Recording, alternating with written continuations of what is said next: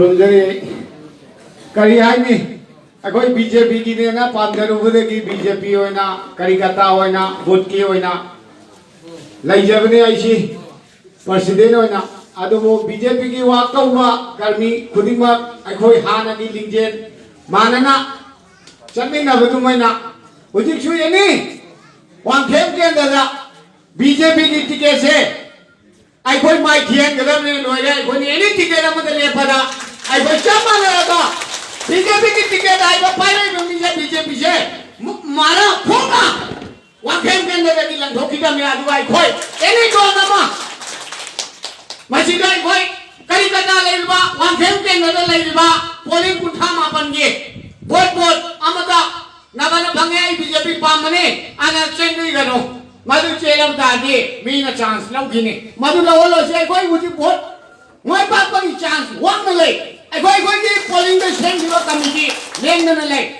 आई 32/11 Hayellabuk का committee मापन से में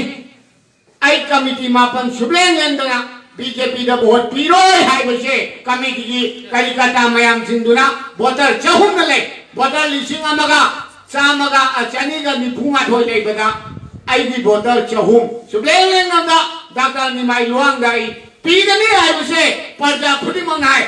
अतोप लम केंद्र जो पोलिंग जो हाई पे याव करे माजे कोई ना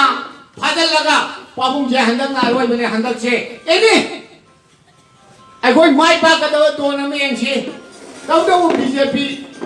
से वांगखेम केंद्र अमु हन हालत नंगाई किने मना फोगना मुथा नंगाई थबोय कोई अतोप दोन द लेफ का नंगाई कोई मयाम होना सी निशा टीवी नो दोन हंदक नो कहीं की दोन हंड्रेड दोन मो आई कोई में हमने मानम तो कहीं माँ कराई ये हम नहीं दोन मो छह में तो करी करता में हमके पोलिंग कुछ हम अपन की मीटिंग के बीजेपी लाये काप टिकट पार बनना बा माँ दिल्ली में बीजेपी तिम्रा बीजेपी की टिकट पार बना किलम वो अदुन भी आई कोई चेन चापाना ना हाथ में जुम्मा चापाना ना लाये बुरी चुप चापाना ना चमीना से पाबुंगा चाची आई को दोन दो माँ भी दाई कोई शौका लगा वोट का नंगाई कोई वोट ना मुझे हाई बसे हाई जगह का इधर दूसरे जगह के मैं चलवांग नहीं फरे ना हाँ मैं चलवांग नहीं फरे ना Dr.Nimai Luwang नहीं फरे